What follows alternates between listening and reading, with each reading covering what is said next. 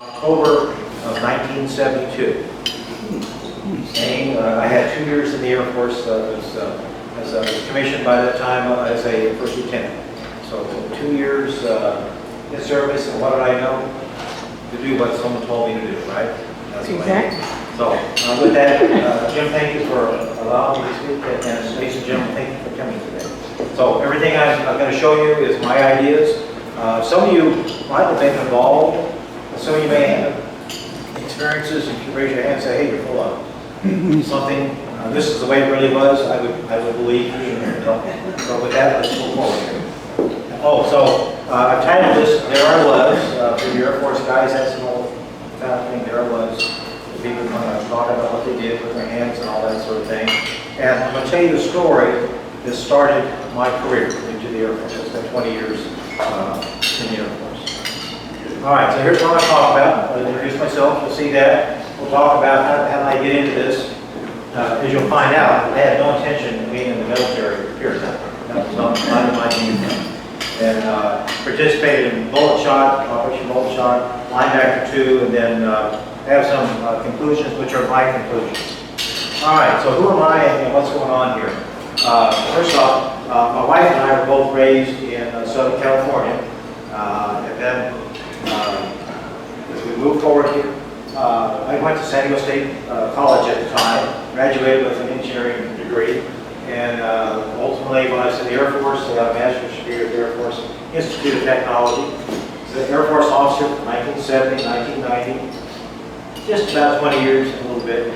That's what I did. I retired and went to work for Rockwell Boeing, and worked with them until 2011. I retired and became a professional volunteer, and that's what I do today.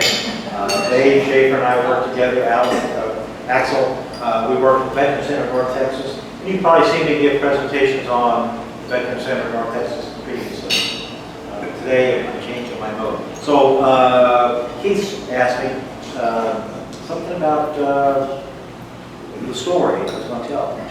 And how many times I've done it. This is the first time, and this is actually the first time I've stood up in front of anybody telling you about it. So, and my wife will tell you, I don't talk about these things. Just, life goes on, and plus in the rearview mirror stays here pretty much for me. So we're going forward here. I used to have a remote clipper. I lent it along with some of my equipment to somebody, and hold that clipper didn't come back. So that's the way it is. So that's why I'm poking it manually. So you're going to learn a lot more about the B-52. Some of you had experience right in here, but I was exposed to B-52D. There was a whole series of aircraft that the Boeing company built, and I was privileged to be part of the B-52D at the time on the G's and the H's. The D is where I spent most of my time, about 2,000 hours in the B-52D. It's a big airplane. People know about B-52s today. B-52D is beer cans someplace. They're all long gone. Somebody pressed them in beer cans and they've probably been recycled a million times. The aircraft, the B-52s that are here today, that are being used today, are B-52Hs. They have larger engines. They're getting ready to be re-engined. They have a much better avionics than we had way back when. So it's a big airplane. And it had carried a lot of ordnance in its time. It was deadly, as you'll find out here in just a moment. And of course, today's technology is so much better. One bomb can do as much as a bomb would. Because today's bombs are precision. They want to use a cable right here. And we have 3 B-52s with 108 bombs, and we might come close to it. So it's just technology has changed over the years. And so my experience in B-52s, shown here, my initial base was at Western Air Force Base in Massachusetts. Fortunately, I was never there during the winter because I don't like the cold. Was stationed in Guam, Hubhouse, Hainan, and then had 44 combat sorties in this airplane in a short period of time. And then more got over, and that was the end of my combat activities. So total of 4 missions over Hanoi, which is in North Vietnam, and 3 missions over Vinh, which is also in North Vietnam. All of those involved SA-2 missiles. So So they had the opportunity to feel what that's all about. Eventually I was stationed over here at Carswell, which is now a Joint Reserve Base, and flew out of Carswell for a while there. We had another deployment to Guam, Utah, and then had another one over in the UK. So that's my experience in the B-52s. The other airplane that I was involved with, in the middle of my career, I worked in the intelligence and acquisition community, program management community. At the end, I had the privilege of being selected to work on the B-1B bomber, stationed at Hendricks Air Force Base, or the development team out there. And if you ever go to Wright-Patterson Air Force Base at the Air Force Museum, there's a B-1 sitting in that hangar out there. I flew that airplane. That's kind of a privilege. Not many people can say, there's an airplane I flew. There's B-52s all over the place. And I don't remember which ones I had the opportunity to be in. The B-1B that I flew was actually B-1A number 4. It was a B-1B, B-1A that was modified to try to look like a B-1B, and that's what we did the initial test on. Bring forward. B-1B, great airplane. I had my doubts sometimes. It's in the backbone of the bomber fleet. It's been a very, very heavy lifter in all of these recent wartime activities. And by the way, I was responsible for taking the first one into Dice Air Force Base in 1985. Those airplanes are now in the process of being retired. They're used to more now. So that's another thing you don't normally see, is bringing airplanes into the inventory now. But today I want to talk to you about linebacker and my experiences in the linebacker operations. But how did I get into this? So I graduated from high school in 1964. Some of you might have graduated about that time, maybe before and after. There you go, good for you. 64. 64, so we're classmates, right? So, but my goal had nothing to do with going to the military. I knew exactly what I wanted to do, and I actually ended up doing most of it. I wanted to go to college, get an engineering degree. Math and science has always been my forte. A big defense company in San Diego, the area I grew up, it was Convair. My desire was to become an engineer, go to work for Convair, and design aircraft. I decided that was what I'm planning. Well, and my plan did not involve the Vietnam War. And so some of you that are in this same age bracket might have known people that, they got out of high school, they got drafted, and boom, they were gone. And so I knew quite a few guys like that. Yeah, well, just guys at that time. Fortunately, when I graduated from high school, I was 17 years old, too young to register for the draft. So that worked out fine for me for a while. So going forward, I decided to go to a junior college first, just in case I got drafted. Went to the junior college, and then I went to San Diego State, and I was just dragging my heels because I knew a bunch of people that had been in and out of the Army, and I said, boy, that's just not for me. Nothing wrong with the Army or any of the services. Could have gone to the Navy. San Diego's a Navy town, right? But I decided to go in the Air Force. So driving down the road, well, before I get into that, so funny thing happened to me on the way to someplace, right? In 1969, I lost my student deferment, 2S deferment. Some of you might remember those things. And I got a nice little letter telling me that, you need to go for physical. And I did. And if they could find a pulse and a little bit of breath, you were in. Oh, this is bad news. Bad news. So I'm just waiting for something to happen here. And the next thing that came along, do you all remember the lottery in the draft? So my number was 99. This was the first year they had a lottery. If you had a number less than 150, you were in. So I was in twice, right? So that was a scary situation. And so Chris and I were married at the time. We'd been married for about a year and a little bit. So what am I going to do? I'm driving down the road and I see this sign, Air Force Recruit. I'm not kidding you. See the sign, Air Force Recruit. So I pull in there, and here's a sergeant. I didn't know what a sergeant was. And I said, here's my situation. He says, fear not. Take a test, and we're going to get you in the Air Force. And he did. I got a deferment, and went in the Air Force. Had to go through OTS and all that sort of thing. Was commissioned in October of 1970, and boom, I'm in the Air Force. But notice, Vietnam was going strong by that time. 1968 was just a killer year for Vietnam for some reason. Remember that? Jim was there. Jim was there? Yeah. Oh, you were there. Oh, okay, yeah. It's tense. All right, so my first experience, I remember stationed at Westover, but got to Westover and I was gone. I was involved in what's called Operation Bullet Shot, or just Bullet Shot. And that was where there was President Nixon was starting to amass resources, trying to get this war over. As Jim was saying, when's it going to end? That was a good question. So we're starting to think about that and starting to have discussions. And again, some of you historians probably have more information about the Paris Peace Accords and that sort of thing. But they're starting to build up forces there at Guam, Anderson Air Force Base. And then actually we're moving a bunch of resources to Utapao, Thailand. Utapao, Thailand is not too far from Bangkok. So anybody ever been there? Let's see. Jim has, I know. And it's a great place. Guam is maybe not a great place, but it's very strategically located, right? So anyway, that went on there. So they started to amass B-52s in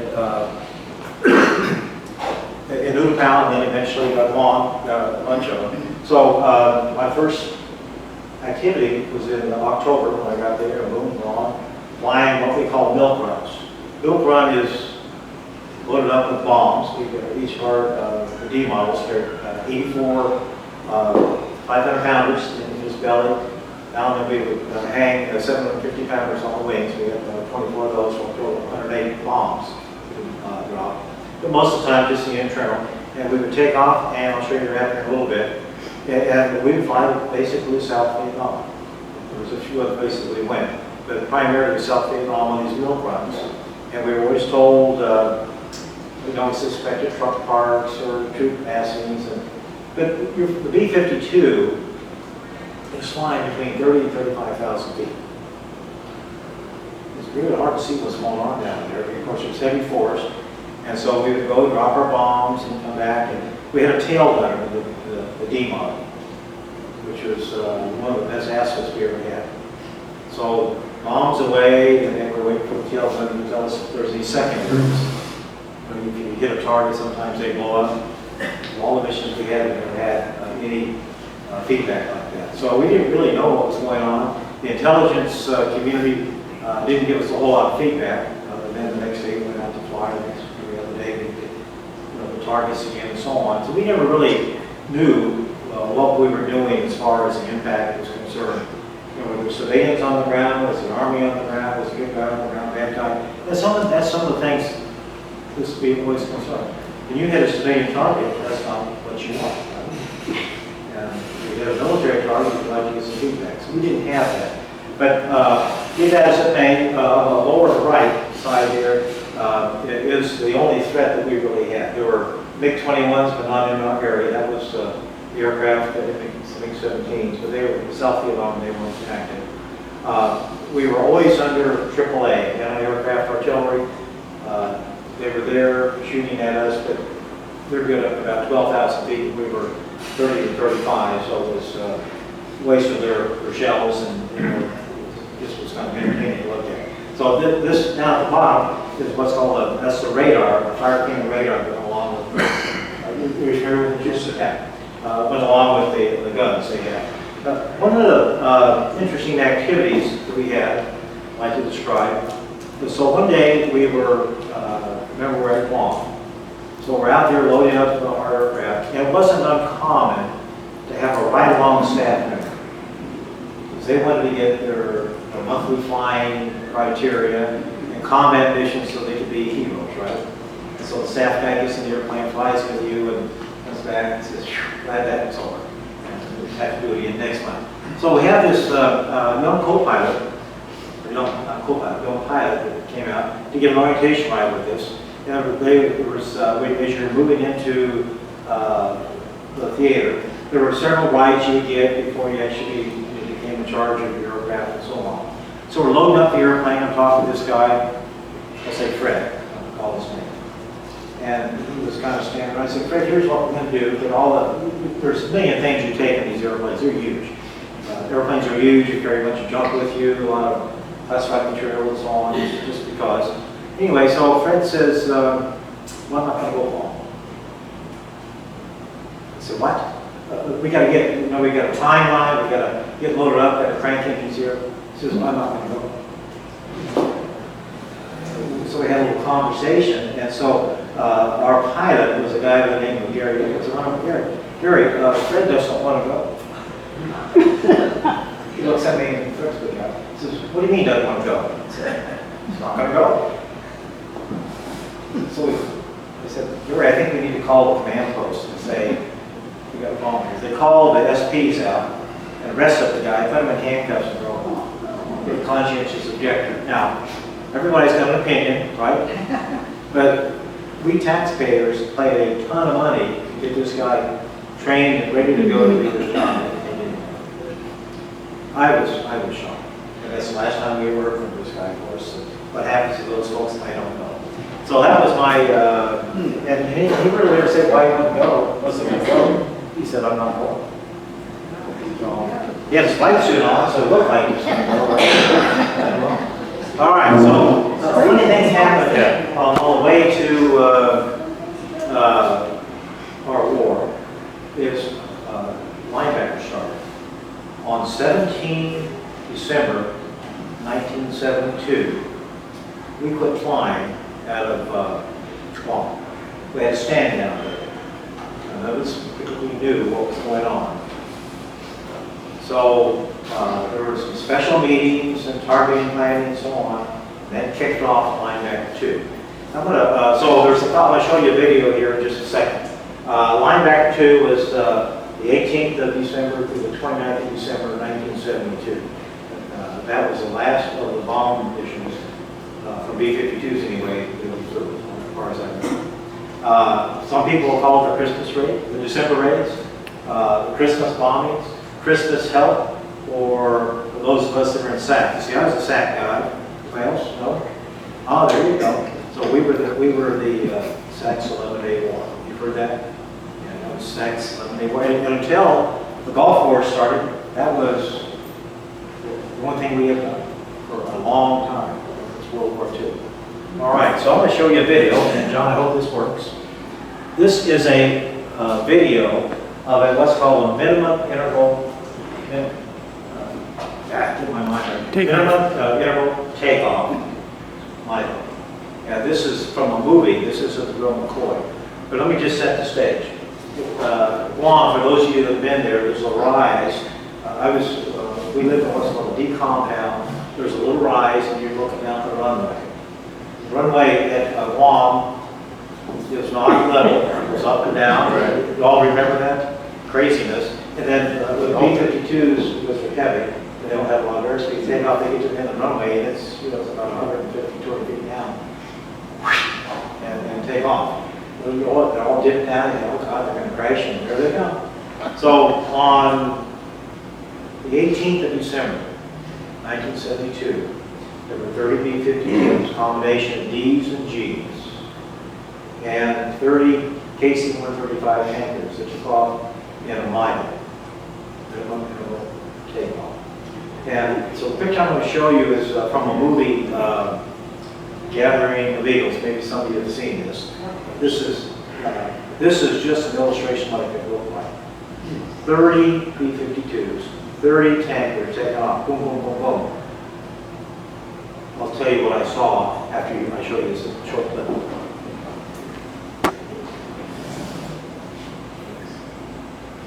Come on, Sam. John. Oh.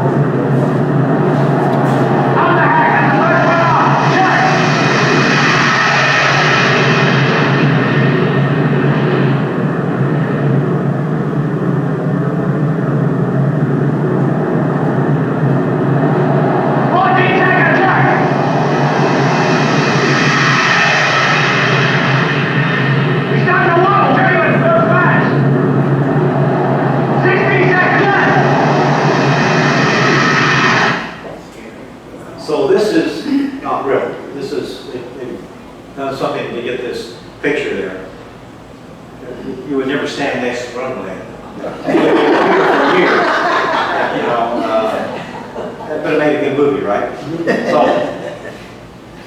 you saw the black smoke and you heard some of the sound. The sky on that day, on December 18th, was pitch black for a good 30 minutes after the last airplane took off. There was so much smoke in the air.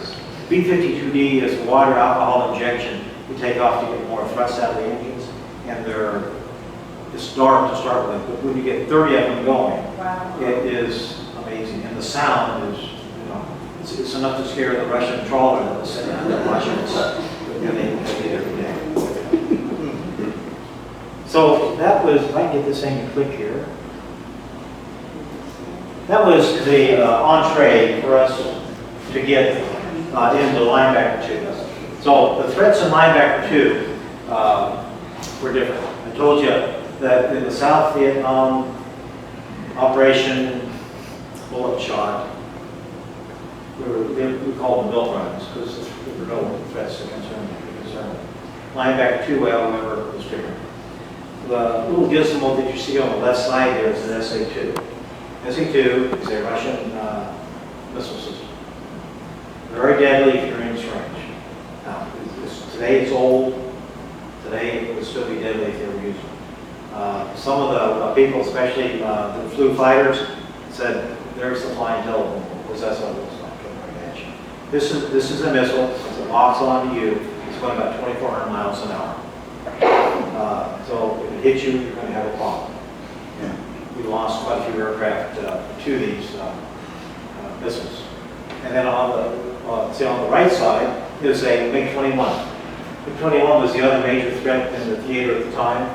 Also a Russian aircraft. There are some suspicions that the Russians may have been operating these systems. And I can't tell you one or the other because I don't know. Somehow the North Vietnamese had these weapon systems. And those were the threats that we had to face. The guys in the tactical units were facing these guys all the time. But for the SAC folks, this was the first time. By the way, B-52D, the tail gunner that I mentioned before, best asset we had. We had two of our, they have four 50 caliber machine guns. They're in the back of the aircraft. They're standing back there 158 feet behind them. You know, it takes a stomach of steel to ride back there because you're all over the place. Two of our B-52 shot down MiG-21s. The two confirmed kills of MiG-21s, which is quite a miracle because you got to get close.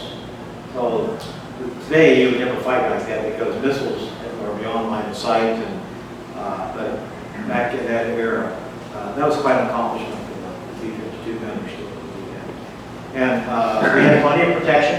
We had F-4s and other aircraft that were there to support us. But a good lot of times when you're dropping bombs, your fighter support just happens to go away because we can bomb our own fighters. Because the bombs are going everywhere. All right. So what happened over that period of time, 18 through 29 December, there's a number of aircraft that were shot down. There were 15 B-52s that were shot down. The majority of those were D models. I think there were 10 of the 15. And the rest of them were G models. And there's some 111s and other aircraft that were shot down during that same period. Now, how many aircraft do we have in the theater? B-52 ones. We have 155 B-52s that were flying these missions. You can imagine 155 bombers. That is a lot. That was half of the resources that the Strategic Air Command had. His primary mission was to deliver nuclear weapons to other places in the world. So this was a side mission, if you will. During that period of time, 729 sorties from either Guam or Hainan were flown. And unfortunately, I only had to fly one out of Guam because those flights are for 17 and a half hours up and back. Just for the ones out of Ulapal, Thailand for about 4 hours, which makes it a lot easier. So 15,000 tons of bombs were delivered on North Vietnam. So we had a mess up there. And there's an interesting fact. I got some of this information off of some sites that are online there.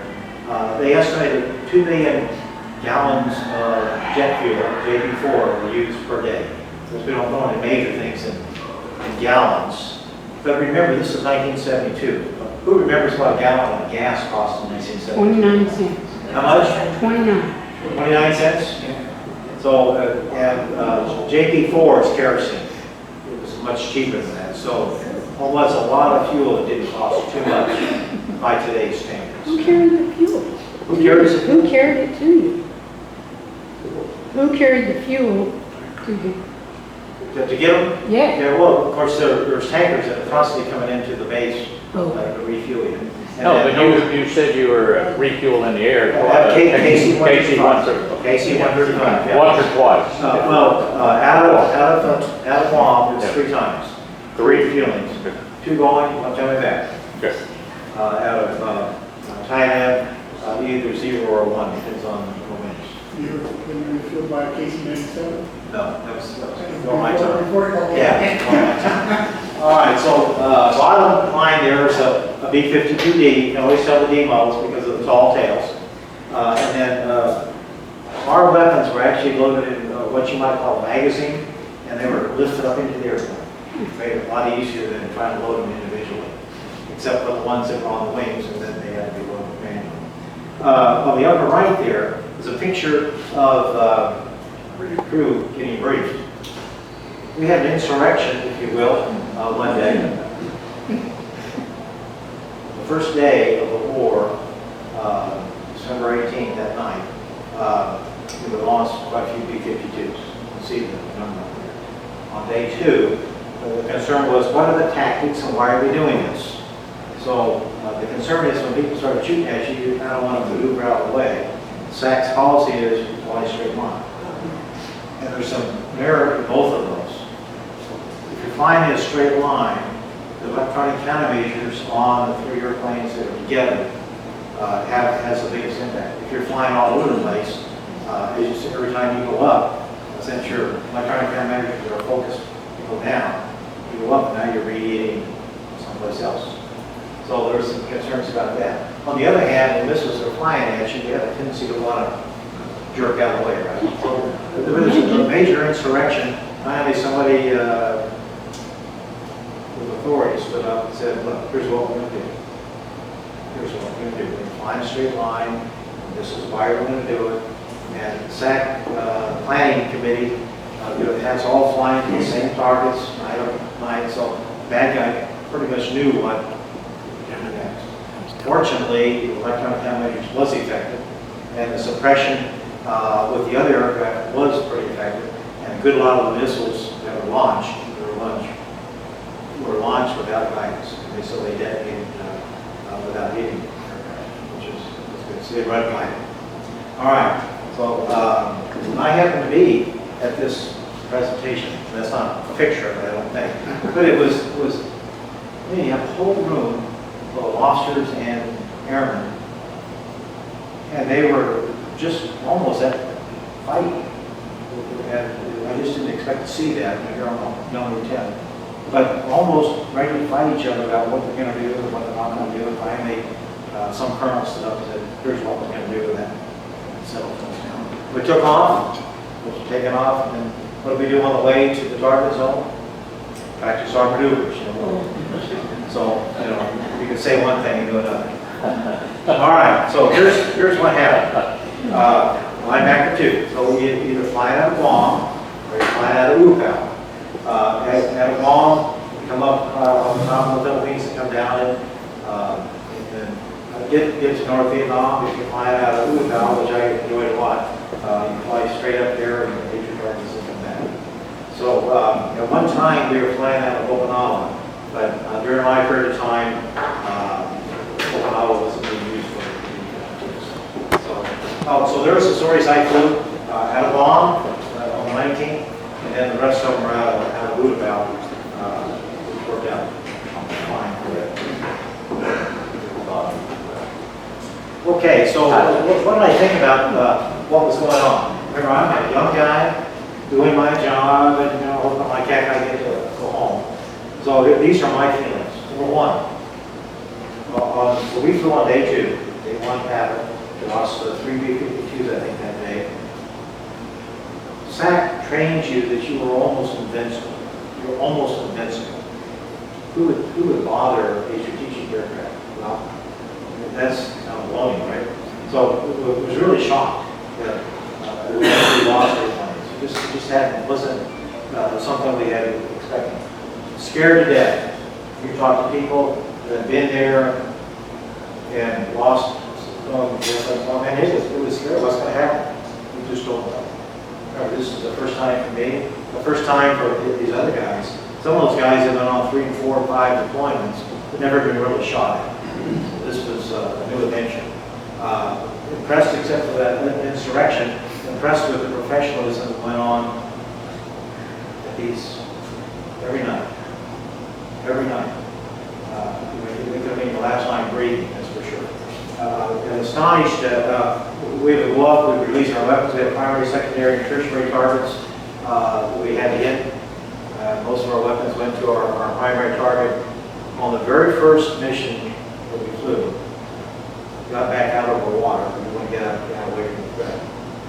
And notice the flight suit was sopping wet. It was like it was a leak. It wasn't wet. I mean, it was just the profuse intensity of being in combat. The flight suit was, you couldn't believe what your body is doing in this environment. And there was absolute silence on the airplane.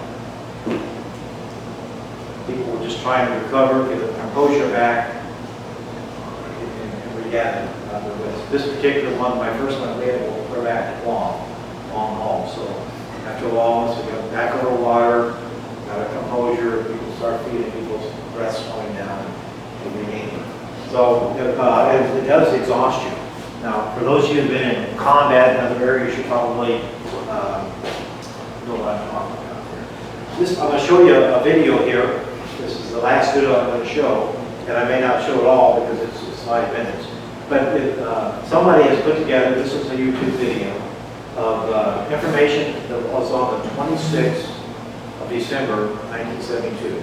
Now, we flew on the 24th, and then we had, there was a down day, Christmas holiday.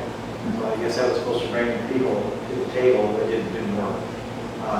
So the 26th was the next day we had resources back in the air. So that's what you're going to see here. The aircraft that I was on took off from Budapest and landed. And I'll tell you what happened to that in just a moment. So bear with me here. I'm going to maybe fast forward just a little bit so you know here.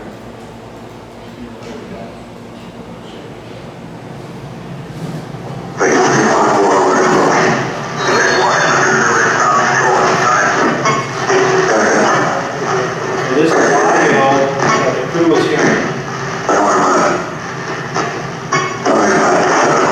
This is the aircraft is called Lilac. It's called.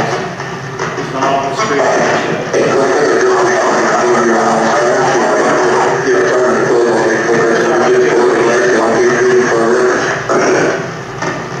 Mile back, 5 feet up all the way.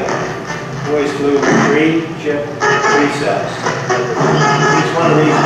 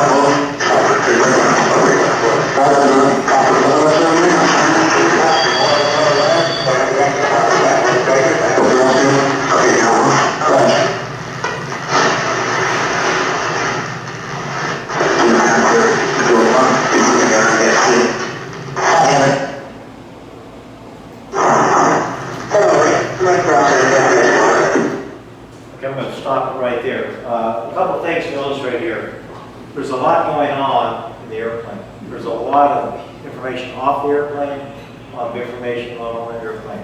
B-52s have 6 people on that airplane. Each one has a job to do, and they're listening to what's going on, either internally or externally. You've got flight controllers outside, you've got other airplanes outside. Every time someone gets hit, there's a moment in the theater that you experience and feel. Now, you've heard something about Red Crown. Red Crown was a guided missile cruiser. That's a picture of Red Crown on the upper right there. The second best asset we have. First one is the tail gunner on B-52 because he's got eyes he can see behind the airplane. Second one is Red Crown. Red Crown was our, today we would call him AWACS, or some sort of situational awareness. On the ground, he would have the ability to tell when a maiden would take off or when SAMs are being launched. And he would call them out, and he was actually doing the air traffic control for us. Great relationship between the Air Force and the Navy. It was just really a good synergistic activity. I want to point out, you can see he's sort of in the middle here. First off, I didn't give you very good orientation. Okay, that's Hanoi. This is Haiphong. And North Vietnam is in this region up here. This is Lilac. That's what you've been hearing in the conversation off that airplane. Ash is the one I'm going to talk about. Ash was the B-52D. Ash had taken off out of Guam and took, we listened to the audio long enough, took 2 hits right here off the right wing. 2 SAMs impacted the right wing. Now, what's interesting about Ash is, if you listen to this and you go online and listen to it, Ash is damaged. When you get hit in the wing, it's a problem because that's where you get your lift, right? But more importantly, Ash, the gunner, was severely injured on his airplane.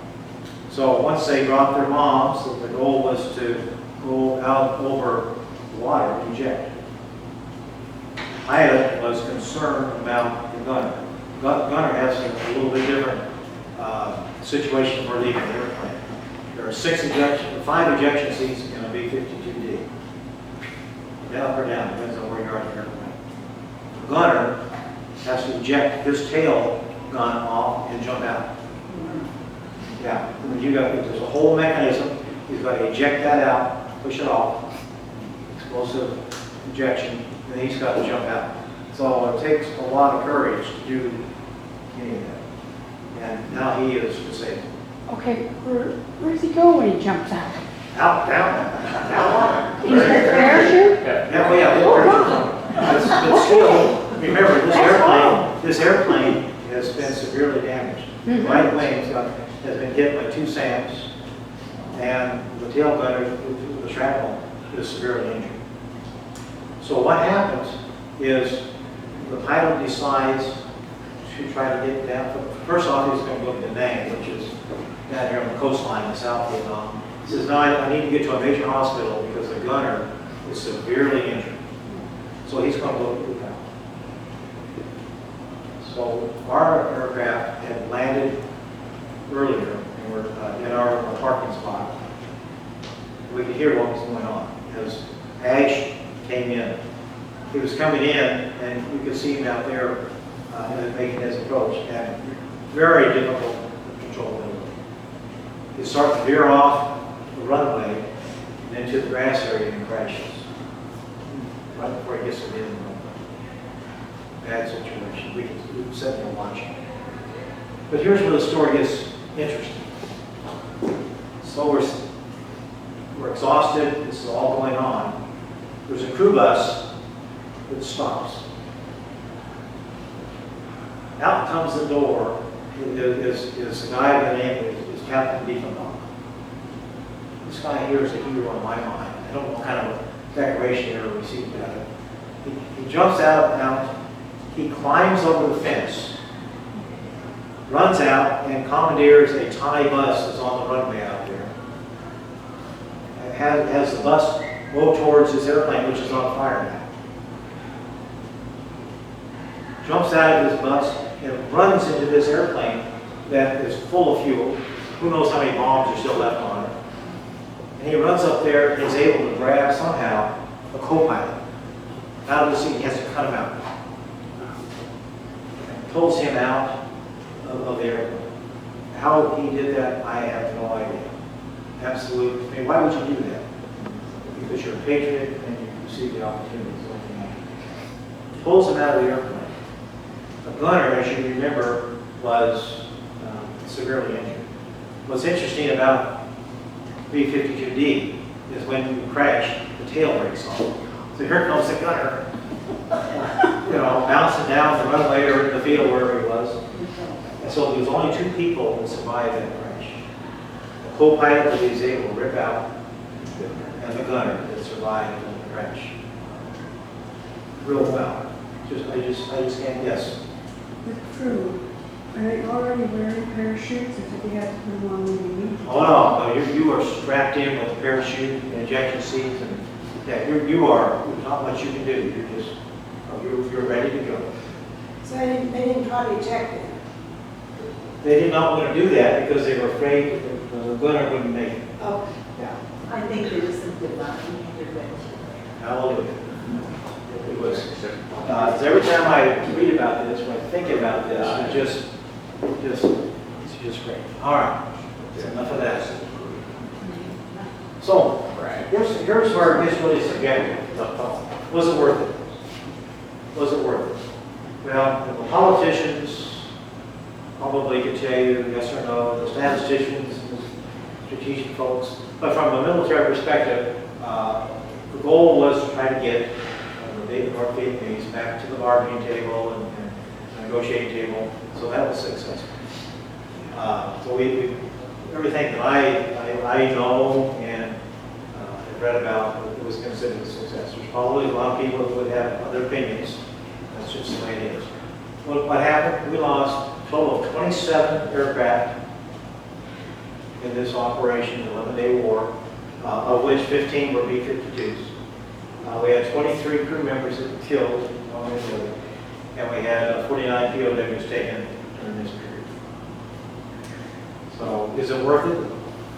What's life worth it?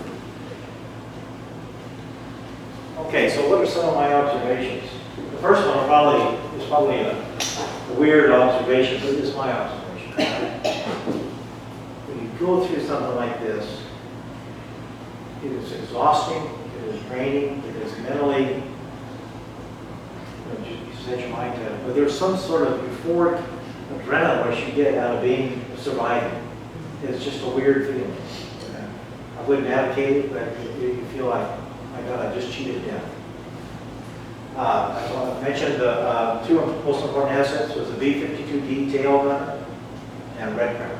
So I don't normally say too many positive things about the Navy, but Red Crown saved our Navy. So it takes a lot of fortitude. Doing it once is one thing, but night after night after night, it takes courage to do that. And our crew members, for the most part, did a good job on that.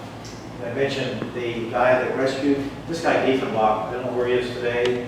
It's unbelievable. Well, I herald him as a success. The conscientious objector, I'll never forget that guy. I would have had enough sense that I would have written his name down and let me just say, are you an American or what? There are some cases that are documented where crews somehow made it so the airplane couldn't fly, so they didn't take off and participate, if you will. That's discouraging to me. I talked about the discord amongst the crew about tactics and how you're going to do business there. And then the other thing that really gets me today is the apathy. We were flying South Vietnam missions over and over, dropping bombs without really knowing what, somebody knew what we were hitting and what was going on. But that, there's that feeling of victory and the feeling of what's going on with the civilian population. We're not there to kill civilians, we're there to take care of the enemy. That way. Okay, so my conclusions, these are my conclusions now. The linebacker was a significant factor in ending, bringing the Vietnam War to an end. After this, President Nixon and his team met, and that was the end of basically the end of Linebacker. Great coordination between the tactical air forces and the strategic air forces and the Navy and the other components. I'm sure the Army was involved too. I just never had any relationship with them. Our objectives in our targets, if you will, in Hanoi, we had railroad yards. 3 nights in a row, we were targeting against the railroad yard. And one night we were targeting against Radio Hanoi. Radio Hanoi was a big deal, and after we flew over, it was a no deal. It was an area. That was kind of interesting. But if you want to have a war that destroyed everything, there's other ways of doing it. Targets were there to put an emphasis on the fact that we want to get this over, let's go to the bargaining table. That's what we did. And you might think about what's going on here, what's going on in the Ukraine, what types of arms do they have, and how are they progressing. Again, I'm not a target type person, but there's some similarity there. The routing that I mentioned was kind of interesting. SAC had a mentality, because just like they do when they put bombs, they want to go straight line and stick over it, not cross targets. So that was a little bit of an interesting situation. I mentioned the electronic countermeasures. This is the first war, the electronic warfare became had a major effect on the success. And very evidenced by, if you listen to that whole video, SAMs exploding before they got to a target. They just were being launched on time. So I think that is maybe my last slide. And by the way, that video that I was showing is 40 some odd minutes long. And every time I watch it, I've watched that a lot of times, you know, you kind of quiver. And of course, you had to be there to appreciate it, right, Axel? Yep. You just quiver and you say, my God, what's like there? So that's what I have. That was my opinions. First off, some of you guys and gals might have been there. Do you have a comment? Anything you want to amplify or crucify? All right.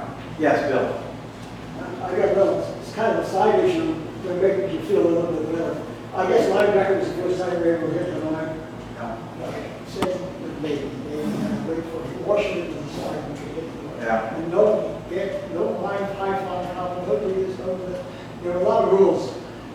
But when you did hit Hanoi, I had a couple of friends who I knew, Denver Key and Tom Shoemaker in the Hanoi Hilton. They heard the bombs go off Hanoi. It was an amazing resurrection for them. That's it. We're not forgotten. And it really, when you hear them talk about it, the idea that maybe the war, we won't be here for the rest of our lives. So I talked with Congressman Johnson about that when he was still alive. He said we were so thankful when it was happening. And of course, we got bombed in just as easy time by accident. It was, the people I talked to were very happy. Comments, questions? You talked about the SA-2 being the biggest threat to the high altitude aircraft. Did they fly any suppression from the air defense missions? Oh, yeah. Plenty of F-4s out there flying. Of course, the SA-2s didn't turn on until we got there. Right. Yeah. So, but there were lane chaff quarters, there were standoff cameras, very coordinated. And so if you're running an SA-2, you don't want to turn it on against the target that you don't want to hit. You want to hit them. You know, the number one, when they captured Vietnamese, and they asked, well, what is the worst thing you can think of? B-52. B-52. Why? Well, you couldn't see him, couldn't hear him until the bombs started raining down, and the concussion you get from right there was so bad it would just rip your brains out. I mean, it was that bad. So there was a lot of fear just because of what was going on. I remember we always flew in 3 ship cells. That's a minimum of 200 and X amount of bombs hitting the ground all at once. All right. It's an honor to be with you today, and I thank you. Appreciate it.